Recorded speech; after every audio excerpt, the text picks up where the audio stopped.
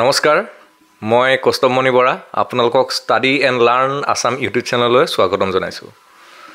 মই বৰ্তমান নগাঁও জিলাত পৰিসংখ্যা পৰিদৰ্শক অৰ্থাৎ ইনস্পেক্টৰ অফ ষ্টেটিষ্টিক্স পদত চাকৰি কৰি আছোঁ আৰু আপোনালোকক জনাবলৈ পাই মই সুখী হৈছোঁ যে 2022 চনত অনুষ্ঠিত হোৱা আসাম পুলিচ যিটো UBSR পোষ্ট হৈছিল তাত মই 122 নম্বৰ পাই উত্তীৰ্ণ হ'বলৈ সক্ষম হৈছিলোঁ।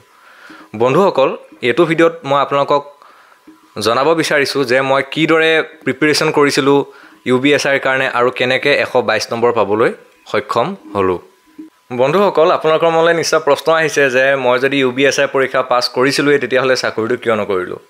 মই আপোনালোকক জনাব বিচাৰিছোঁ যে মই UBSR আৰু ইনস্পেক্টৰ অফ ষ্টেটিষ্টিক্স দুইটা চাকৰিৰ বাবে মানে প্ৰিলিমিনাৰী পৰীক্ষাত 2022 চনৰ এপ্ৰিল মাহতে অৱতীৰ্ণ হৈছিলোঁ আৰু দুইটাৰ ৰিজাল্ট প্ৰায় একে মাহতে দিছিলেগৈ। ইনস্পেক্টৰ অফ ষ্টেটিষ্টিক্সৰ ৰিজাল্ট দিছে আগষ্টত 2022 আৰু UBSR ৰিজাল্ট দিছিলে ছেপ্টেম্বৰত।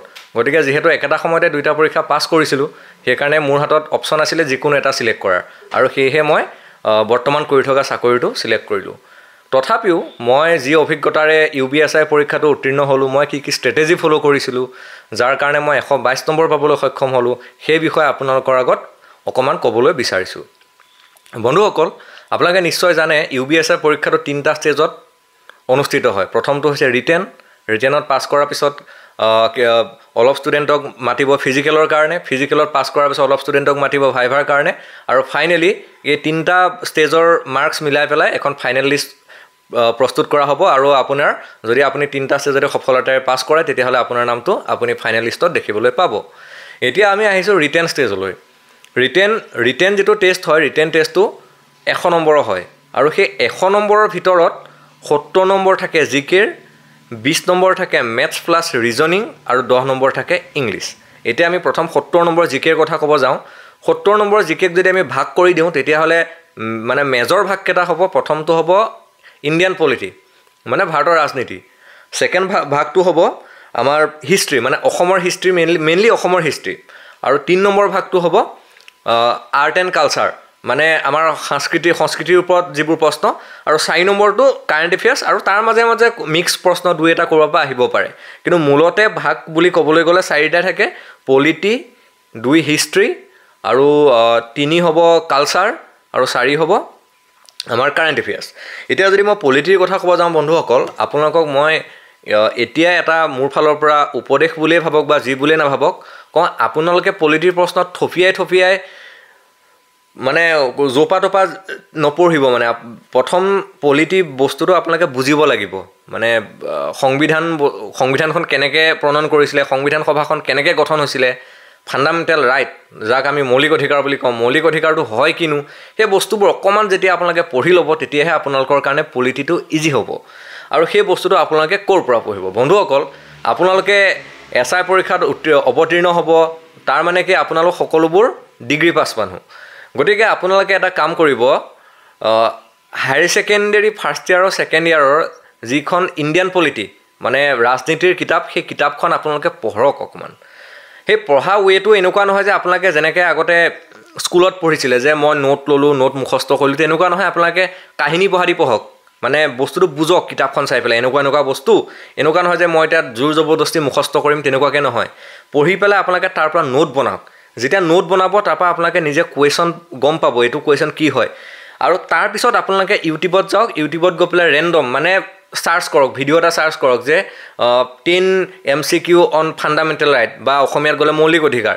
যেতিয়া আপোনালোকে সেই তেনেকৈ প্ৰেক্টিছ কৰিব আপোনালোকৰ পলিটিৰ গোটেই ধাৰণাটো শুদ্ধ হ'ব আৰু পৰীক্ষাত আপোনালোকে 100% শুদ্ধ কৰিব। মই পলিটিৰ কথা আপোনালোকক কৈ দিলোঁ। এতিয়া আমি হিষ্ট্ৰীলৈ আহিছোঁ। হিষ্ট্ৰী অৰ্থাৎ ইতিহাস। আৰু হিষ্ট্ৰী বুলি ক'লে হিষ্ট্ৰীত 3 প্ৰকাৰ হিষ্ট্ৰী থাকিব পাৰে, Assam history, Indian history, world history. আৰু কিন্তু SI পৰীক্ষাত ইণ্ডিয়ান হিষ্ট্ৰী আৰু ৱৰ্ল্ড হিষ্ট্ৰীৰ প্ৰশ্ন মই দিয়া সময়ত খুব দেখা নাছিলোঁ, হয়তো 1-2টা ক'ৰবাত আহিব পাৰে, কিন্তু মূলতঃ প্ৰশ্নবোৰ আছাম হিষ্ট্ৰী অৰ্থাৎ অসমৰ ইতিহাসৰ ওপৰতে প্ৰশ্নবোৰ আহিছিলে। আৰু অসমৰ হিষ্ট্ৰী বা অসমৰ ইতিহাসটোক যদি আপুনি ভাগ কৰে তেতিয়াহ'লে ইংৰাজীত ক'ব গ'লে 3টা ষ্টেজত ভাগ কৰা হয়। এনচিয়েণ্ট হিষ্ট্ৰী মানে একদম পুৰণি ভাস্কৰ বৰ্মনৰ দিনৰ বৰ্মন বংশ, সেইখিনিক এনচিয়েণ্ট বুলি কওঁ। তাৰপিছত মেডিভিয়েল বুলি ক'লে আহোম বা কোচৰ ৰাজত্বৰ সময়ৰ যিখিনি মাজৰ বুৰঞ্জী সেইখিনিক মেডিভিয়েল অৰ্থাৎ মধ্যকালীন বুৰঞ্জী বুলি কয়। আৰু যেতিয়াৰ পৰা অসমত ব্ৰিটিছ আহিলে, ব্ৰিটিছ 1826 চনৰ আপোনালোক সকলোৱে জানে ইয়াণ্ডাবু সন্ধি হ'ল, তাৰ পৰা ভাৰত স্বাধীন হোৱালৈকে যিখিনি সময়, সেই সময়খিনিক আমি কি বুলি ক'ম, মডাৰ্ণ হিষ্ট্ৰী অফ আছাম বুলি কওঁ, ঠিক আছে। আৰু SI পৰীক্ষাটোত মূলতঃ মডাৰ্ণ হিষ্ট্ৰীৰ পৰাই কুৱেশ্যনবোৰ বেছি আহে। হিষ্ট্ৰী যদি 10টা প্ৰশ্ন আহে তাৰে 9টা বা 8টা প্ৰশ্ন মডাৰ্ণ হিষ্ট্ৰীৰ পৰাই আহে। আৰু সেই মডাৰ্ণ হিষ্ট্ৰী বুলি ক'লে আমি যদি আমাৰ মেডিভিয়েল বা মধ্যকালীন ইতিহাসৰ কি বুলি কয় মোৱামৰীয়া বিদ্ৰোহৰ সময়খিনিও যদি লৈ লওঁ, তেতিয়াহ'লে আপোনালোকে যদি মোৱামৰীয়া বিদ্ৰোহৰ পৰা অসম মানে ভাৰত স্বাধীন হোৱালৈকে হিষ্ট্ৰীখিনি পঢ়ে, তেতিয়াহ'লে আপোনালোকে আগৰ পুৰণা হিষ্ট্ৰী পঢ়ি এনেই সময় খৰচ নকৰিব।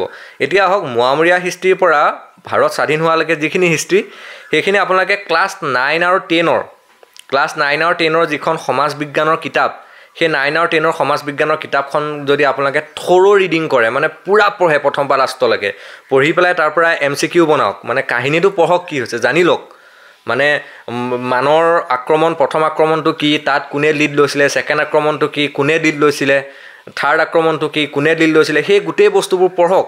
পঢ়ি পেলাই তাৰপিছত চিপাহী বিদ্ৰোহত অসমত কোনে মানে আগভাগ লৈছিলে, তাৰপিছত যেতিয়া নেশ্যনেল কংগ্ৰেছ ফৰ্ম হ'ল, অসমত কংগ্ৰেছত কোন আছিলে, যোৰহাট সাৰ্বজনীন সভা, তাৰপিছতে গুৱাহাটী ছাত্ৰ সন্মিলন, তাৰপিছতে আমাৰ মহাত্মা গান্ধীৰ মানে যিটো দাণ্ডী যাত্ৰা অসমৰ পৰা কোনে পাৰ্টিচিপেট কৰিছিলে, তাৰপৰা ঘূৰণীয়া মেজমেল অসমৰ পৰা কোন গৈছিলে, সেই গোটেই বস্তুবোৰ আপোনালোকে ক্লাছ 9 আৰু 10ৰ যদি কিতাপখন একদম সম্পূৰ্ণ কৰি দিয়ে ইতিহাসৰ পৰ্চনটো, আপোনালোকৰ গোটেই ডাউট ক্লিয়াৰ হৈ যাব। আৰু এবাৰ যেতিয়া ডাউট ক্লিয়াৰ হ'ব, আপোনালোকে আছে আমাৰ study and learn YouTube channel আছে, আপোনালোকে তাত কুৱেশ্যনবোৰ প্ৰেক্টিছ কৰিব, তেওঁ দি থাকে ফ্ৰিকুৱেণ্টলি। আৰু বেলেগ ইউটিউব চেনেলো আছে, আপোনালোকে চাওক, কিন্তু প্ৰথমতে আপোনালোকে গোটেই থিয়ৰিটো বুজি লওক। আৰু থিয়ৰিটো যেতিয়া বুজিব, তেতিয়াহে আপোনালোকে কম সময়ত পঢ়ি শেষ কৰিব পাৰিব। এতিয়া আমি আহিলোঁ কালচাৰেলে, মানে সাংস্কৃতিক সাহিত্যৰ বিষয়। সাংস্কৃতিক আৰু সাহিত্যৰ বিষয়ে যদি পঢ়িব যায়, মই এখন ষ্টেণ্ডাৰ্ড বুক ফ'ল' কৰিছিলোঁ, কিতাপ ফ'ল' কৰিছিলোঁ। সেই কিতাপখন আছিলে শৈলেন বৈশ্যৰ আছাম GK বুলি আছিলে, কিন্তু কিতাপখন ইংৰাজীত আছিলে। হয়তো এতিয়া কিতাপখনৰ অসমীয়া সংস্কৰণ আহিব পাৰে, তথাপিও আপোনালোকে সেই কিতাপখন কিনিবলৈ যত্ন কৰক। যিহেতু আপোনালোকে ইংৰাজীৰ 10 নম্বৰ আছে, আপোনালোকেতো ইংৰাজী ন্যূনতম সিমানকণ জানিবই লাগিব। সেইকাৰণে আপোনালোকে শৈলেন বৈশ্যৰ সেই কিতাপখন ফ'ল' কৰিব পাৰে। তাতে অসমৰ সংস্কৃতি, সাহিত্য আৰু ইতিহাসৰ প্ৰশ্ন গোটেই ভৰ্তি হৈ আছে। তাৰপিছতে আমি আহিলোঁ কাৰেণ্ট এফেয়াৰ্ছৰ কাৰণে। এতিয়া কাৰেণ্ট এফেয়াৰ্ছটো এনেকুৱা বস্তু, আপোনালোকে কাৰেণ্ট এফেয়াৰ্ছ, বহুতে কাৰেণ্ট এফেয়াৰ্ছ পঢ়ি সময় নষ্ট কৰে। কাৰেণ্ট এফেয়াৰৰ ক্ষেত্ৰত একদম চিম্পল, আটাইতকৈ সহজ ধাৰণাটো কৈছোঁ, আপোনালোকে কি পঢ়িব লাগিব সেইটো জনাতকৈ কি পঢ়িব নালাগিব সেইটো জনাটো বহুত দৰকাৰী। এতিয়া ধৰি লওক এই বছৰ অলিম্পিকত অসমৰ পৰা এতিয়ালৈকেতো বাৰু পোৱা নাই, মানে ধৰি লওক লভলীনা বৰগোহাঁই এটা পদক পালে, যদি পায় তেতিয়াহ'লে আপোনালোকে অসমৰ পৰা কোনোবা মানে আগতে কোনোবা অলিম্পিকত পাৰ্টিচিপেট কৰিছিলে নেকি, বা যদি কৰা নাই, যে অসমৰ পৰা প্ৰথম অৰ্জুন বঁটা কোনে পাইছিলে, বা যিটো আমি ধ্যান চান্দ বঁটা, ৰাজীৱ গান্ধী খেলৰত্ন বঁটা বুলি কয়, সেইটো প্ৰথমতে কোনে পাইছিলে, সেই তেনেকুৱা ধৰণৰ প্ৰশ্নবোৰ চাব আপোনালোকে। মানে ধৰি লওক যদিও বৰ্তমানৰ বিষয়টো চলি আছে, কিন্তু বৰ্তমানৰ লগত অতীতৰ সংগতি ৰাখি বিষয়বোৰ চাব। যদি ধৰক সাহিত্য একাডেমি বঁটা দিছে, তেতিয়াহ'লে সাহিত্য একাডেমি বঁটা কেইটা ভাষাত দিয়া হয়, অকল আপোনালোকে নামটো জানিলেই নহ'ব, কেইটা ভাষাত দিয়া হয়, অসমৰ পৰা প্ৰথম সাহিত্য একাডেমি বঁটা কোনে পাইছিলে, সেই তেনেকুৱা ধৰণৰ প্ৰশ্ন আপোনালোকে জানিব লাগিব। আৰু এই তাতে আপোনালোকে GT কাৰেণ্ট এফেয়াৰ্ছ, আজিকালিতো য'তে ত'তে কাৰেণ্ট এফেয়াৰ্ছ একদম এভেইলেবল, GTবোৰ নপঢ়িব, পাৰিলে আপোনালোকে পেপাৰ পঢ়া আৰম্ভ কৰক। এই পেপাৰ আছাম ট্ৰিবিউন লওক, বা আপোনালোকে মূলতঃ আছাম ট্ৰিবিউন পঢ়া আৰম্ভ কৰি দিয়ক। কিয় পঢ়িব লাগিব মই অলপ পিছত কৈ আছোঁ। আৰু সেই পেপাৰৰ পৰা আপোনালোকে GKবোৰ উলিয়াওক, তেতিয়া আপোনালোক বেছি লাভান্বিত হ'ব। আপোনালোকে এই ইউটিউব চেনেলটো ফ'ল' কৰক, তাতো ভাল ভাল কাৰেণ্ট এফেয়াৰ্ছ আপোনালোকে পাই থাকিব। এতিয়া মই GKৰ 70 নম্বৰৰ কথা আপোনালোকক থুলমূলকৈ ক'লোঁ। বন্ধুসকল, এতিয়া আমি আহিছোঁ মেথছ আৰু ৰিজনিঙলৈ। এতিয়া মোৰ কথা যদি ক'ব যাওঁ, মই মেথমেটিক্সত গ্ৰেজুৱেট, আৰু মেথমেটিক্সত মই পষ্ট গ্ৰেজুৱেট, মানে মাষ্টাৰ্ছ কমপ্লিট কৰিছোঁ। সেইকাৰণে মই কোনো ধৰণৰ প্ৰিপেয়াৰ কৰা নাই। মোৰ মানে মেথছৰ প্ৰতি মোৰ ধাৰণাটো সেইটো লেভেলত পূৰা ক্লিয়াৰ আছে, সেইকাৰণে মই পাৰিলোঁগৈ। কিন্তু আপোনালোক কোনোবা আৰ্টছৰ মানুহ হ'ব পাৰে, কোনোবা ছায়েন্সৰ মানুহ হ'লে মেথছৰ মানুহ নহ'বও পাৰে। সেইকাৰণে আপোনালোকৰ কাৰণে মই দুটামান ট্ৰিক্স দিওঁ। চাওক, আপোনালোকে যেতিয়া মেথমেটিক্স বা ৰিজনিং পঢ়িব, প্ৰথমতে তাৰ কনচেপ্টটো বুজি লওক। এই জৌপা তোপা জধে মধে ইউটিউবত চালে, কিতাপত চালে প্ৰশ্নবোৰ ডাইৰেক্ট প্ৰেক্টিছ নকৰিব। আপোনালোকে ষ্টেণ্ডাৰ্ড কেইটামান ইউটিউব চেনেল বাছি লওক, য'ত আপোনালোকক প্ৰথমতে কনচেপ্টটো দিয়া যায়, ঠিক আছে।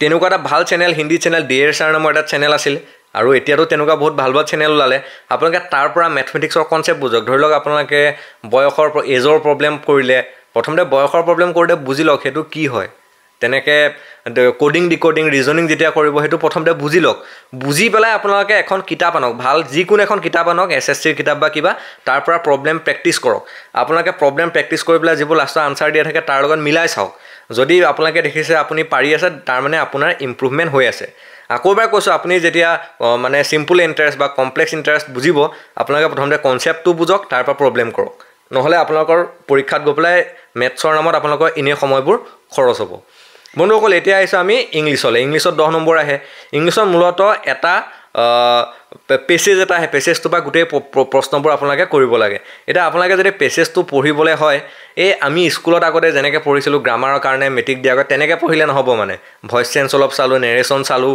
তেনেকৈ নহয় ইয়াত আপোনালোকে ইংৰাজী পঢ়িবলৈ জানিব লাগিব ইংৰাজীৰ বাক্য এটা ভাঙিব পাৰিব লাগিব তেতিয়াহে আপোনালোকে ইংৰাজীত 10ৰ ভিতৰত 10 পাব নাপালেও আপোনালোকে 8 পাব আৰু যিহেতু জিকে বস্তুটো হ'ল এটা আনপ্ৰেডিক্টেবল বস্তু হয়তো কেতিয়াবা টান আহি যাব পাৰে আপুনি নোৱাৰিবও পাৰে সেইকাৰণে মেথমেটিক্স আৰু মেথছ আৰু ইংলিছত আপোনালোকে 30ৰ ভিতৰত প্ৰায় 25ৰ ওপৰ পাবলৈ মানে সম্পূৰ্ণ কষ্ট কৰিব লাগিব সেইকাৰণে আপোনালোকে আসাম ট্ৰিবিউনখন পঢ়ক তাৰ এডিটৰিয়েল পঢ়ক বা কিবা বাতৰিটা পঢ়ক বাতৰিটো বুজিবলৈ চাওক তেতিয়া আপোনালোকে ইংৰাজীত মানে মই নাভাবোঁ যে আপোনালোকে 8ৰ তল পাব বন্ধুসকল আপোনালোকক মই বহুত কম সময়তে থুলমূলকৈ মই কেনেকৈ পঢ়িছিলোঁ আৰু আপোনালোকে কেনেকৈ পঢ়িলে ভাল নম্বৰ পাব সেইটো আপোনালোকে নিশ্চয় আইডিয়া এটা পালে এতিয়া হয়তো আপোনালোকৰ প্ৰশ্ন যে কিমান পাব লাগিব 100ৰ ভিতৰত কিমান পালে আপুনি কি বুলি কয় ফিজিকেললৈ কোৱালিফাই কৰিব চাওক আমি যেতিয়া পৰীক্ষা দিছিলোঁ তেতিয়া পোষ্ট আছিলে খুব সম্ভৱ 320টামান আছিলে মোৰ একদম একজেক্টলি মনত নাই কেইটা আছিলে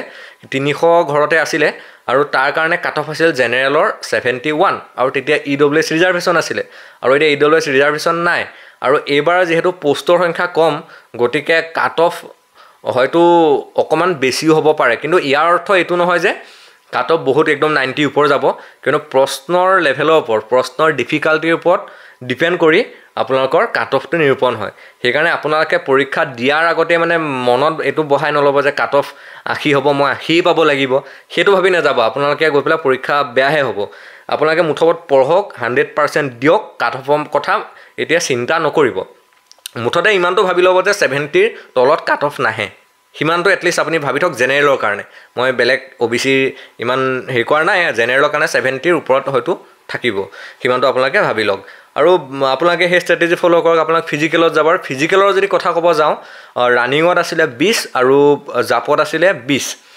আৰু মোৰ যিমান দূৰ মনত আছে মই 6 মিনিট 20 ছেকেণ্ডত ৰানিংটো কমপ্লিট কৰিছিলোঁ আৰু জাপটো মই প্ৰায় 15 ফুট জাপ মাৰিছিলোঁ আৰু মোৰ মাৰ্কছ খুব সম্ভৱ মই এতিয়া চোৱা নাই ইণ্টাৰভিউ আগতে 30 31 বা 32ৰ ভিতৰতে মই মাৰ্কছটো পাইছিলোঁ আপোনালোকে ইতিমধ্যে গম পালে যে মই কেনেকৈ পঢ়িছিলোঁ আৰু আপোনালোকে কেনেকৈ পঢ়িব আৰু সেই কেনেকৈ পঢ়িলে আপোনালোকে মানে ৰিটেনৰ পৰা ফিজিকেললৈ কোৱালিফাই কৰিব গতিকে বন্ধুসকল আজিলৈ ইমানতে এৰিছোঁ নেক্সট ভিডিঅ'ত মই আপোনালোকক জনাম যে মই ফিজিকেলৰ কাৰণে কেনেকৈ প্ৰিপেয়াৰ কৰিলোঁ ফিজিকেল পাছ কৰাৰ পিছত ইণ্টাৰভিউৰ কাৰণে মই কেনেকৈ পঢ়িছিলোঁ কেনেকৈ প্ৰিপেয়াৰ কৰিলোঁ এই বিষয়ে নেক্সট ভিডিঅ'ত আপোনালোকক একদম বিতংকৈ জনাম আজিলৈ ইমানেই বন্ধুসকল ভিডিঅ'টো ইমান দেৰি উপভোগ কৰাৰ কাৰণে ইমান দেৰি চোৱাৰ কাৰণে ধন্যবাদ